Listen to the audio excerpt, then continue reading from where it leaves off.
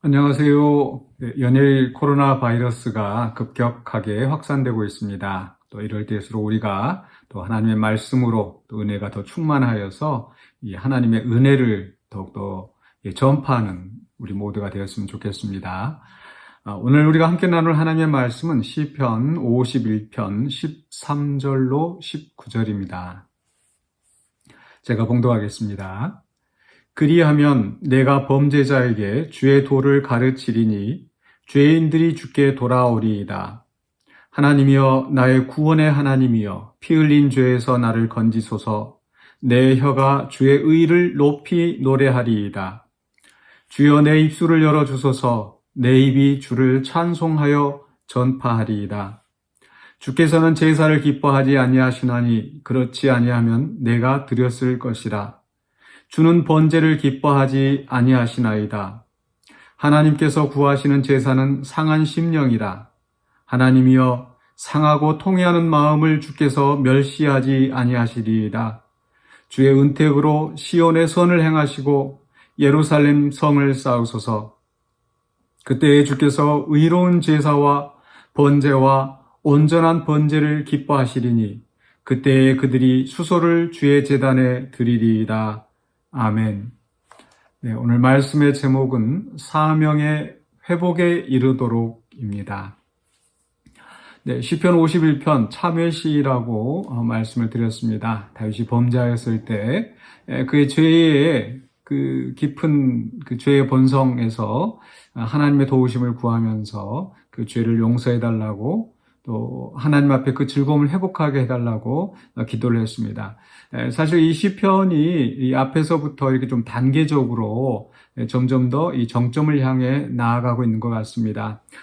처음 우리가 1절로 6절까지 봤을 때는 죄의 문제를 이야기하고 또 주님 앞에 그 죄의 용서함을 구할 때에 그 문제가 해결되는 것을 우리가 말씀을 나눴습니다. 그래서 다윗은 하나님 앞에 하나님의 오직 의로우심으로 또 하나님의 은혜로 하나님의 자비하심으로 또 그 긍휼하심으로 용서해 달라고 하나님께 사죄를 간구하는 거죠.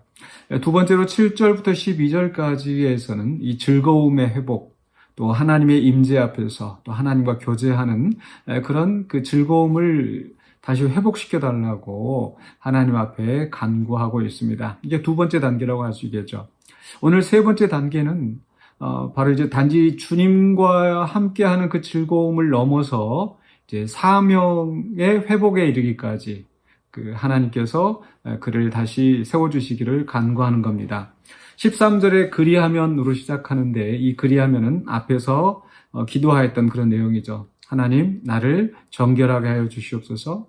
또 정한 마음을 정직한 영을 새롭게 하시옵소서.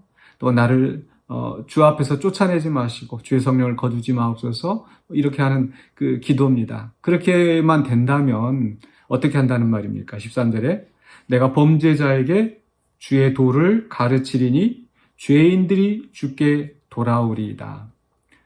지금 이 시편 저자 다윗도 범죄하였다가 하나님의 그 사죄의 은총을 누리면서 하나님 앞에 돌아오게 되는데 그것은 자기 자신에게만 그치지 않고 이제 자기가 그 경험했던 그 과정들 받았던 하나님의 은혜 이런 것들을 다른 사람들에게 나누겠다는 겁니다. 그리하여서 많은 사람들이 많은 범죄자들이 하나님 앞으로 돌아올 수 있도록 하겠다라는 거죠.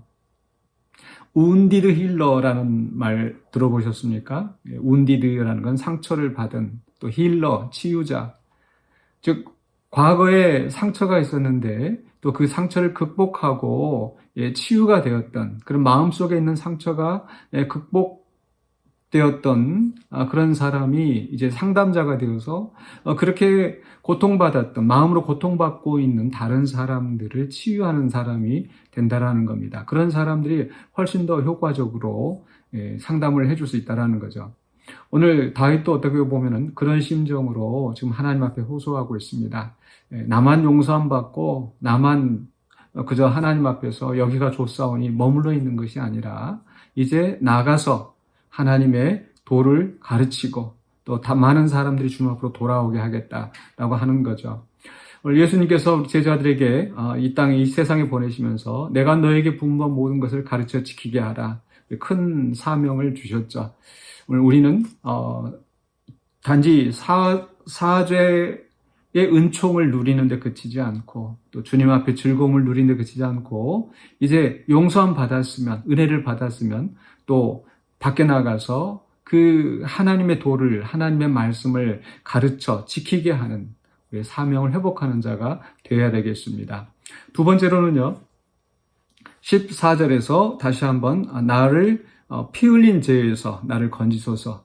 아마 이 시의 저자가 다윗이라고 한다면 표제에 있는 대로 바로 이 우리아를 죽게 만들었던 그 살인죄, 그 피 흘린 죄, 그 죄에서 나를 용서해달라고 하나님 앞에 간구하는 거죠. 그러면 어떻게 하겠다고 합니까? 내 혀가 주의 의를 높이 노래하리이다. 나를 용서해 주시면 정말 내가 하나님의 은택을 내가 높이 노래하겠습니다. 그러면서 또 15절에 비슷한 말씀이 나오는데 내 입술을 열어주소서.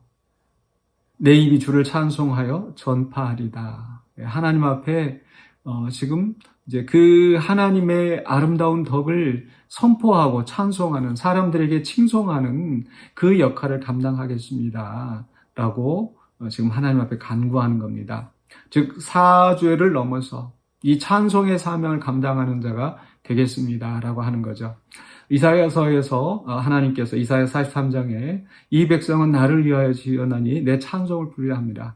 우리는 하나님을 찬송하고 하나님의 영광을 드러내기 위하여서 세우심을 받은 자입니다.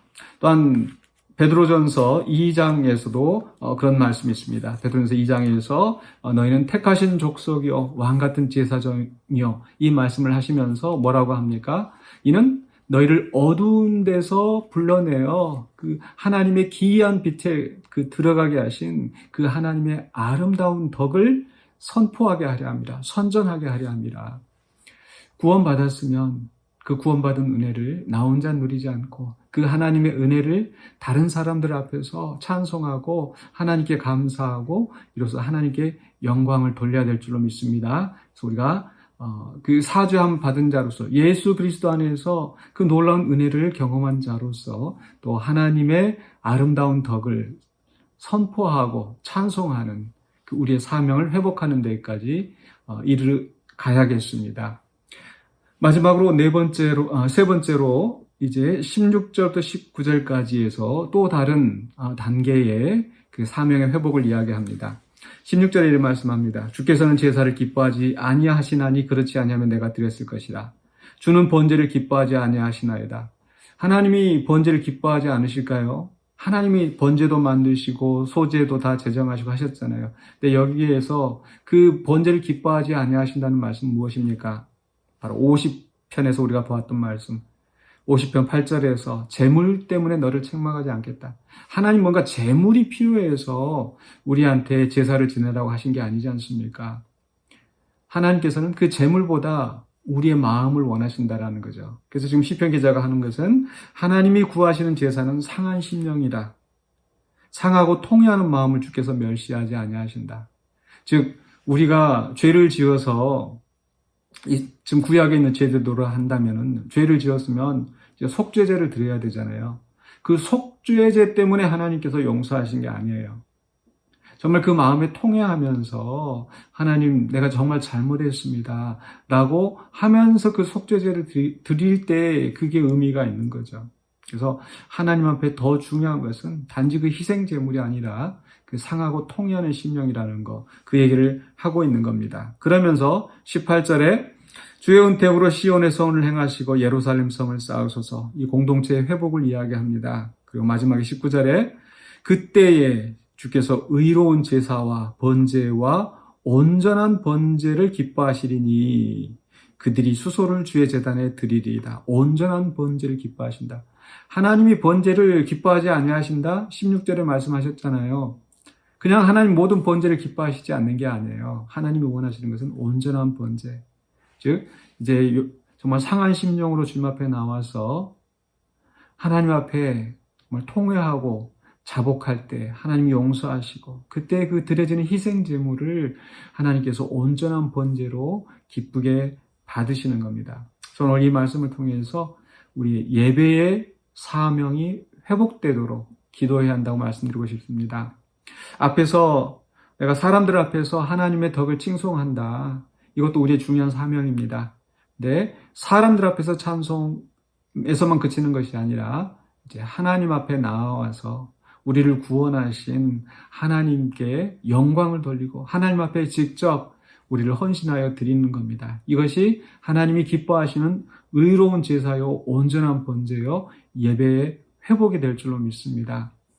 요한계시록에도 그런 장면이 나오지 않습니까? 각 나라와 족속과 민족과 방언에서 구원함을 받은 어린 양의 피로 깨끗함을 입은 모든 사람들이 나와서 수를 알 수 없는 많은 사람들이 흰옷을 입고 주님 앞에 찬양하는 그 구원받은 공동체의 모습, 우리는 거기까지 나아가야 될 줄로 믿습니다. 그것을 위해서 우리가 또 매주일마다 예배하고 또 모일 때마다 하나님께 찬송하고 영광 돌리지 않습니까? 그래서 우리 매일의 삶 속에서 우리의 죄의 문제 하나님 앞에 나아가서 또 그 은혜로 해결함을 받고 또 구원의 즐거움을 회복하고 또 나아가서 우리의 사명, 하나님의 도를 가르쳐 지키게 하는 사명, 하나님의 아름다운 덕을 선전하는 사명, 그리고 주 앞에 예배하는 우리의 사명을 회복하시는 우리 모두가 되시기를 주님의 이름으로 축복합니다. 기도하겠습니다. 사랑해 주님 은혜를 감사합니다. 우리가 정말 하나님 앞에 큰 죄를 지었다 할지라도 여전히 우리를 기다리시고 우리를 용서하시고 주님 앞에 온전한 즐거움을 누릴 수 있도록 회복하시며 주 앞에 우리의 삶을 감당할 수 있도록 우리를 다시 세우시는 그 하나님의 놀라운 은혜를 생각합니다. 하나님, 우리가 온전히 주님 앞에 바로 서는 자가 되게 하여 주시고 우리에게 주신 그 사명, 우리의 본분을 잘 지켜 행하는 우리들이 될 수 있도록 도와주시옵소서. 그것을 위하여서 우리가 상한 심령, 통회하는 마음으로 매 순간마다 주님 앞에 나아가게, 겸손하게 나아가게 하여 주시고 주님의 은총을 체험하면서 주께 맡긴 바 그 사명 잘 감당하는 우리 모두가 되게 하여 주시옵소서. 예수 그리스도 이름으로 기도하옵나이다. 아멘.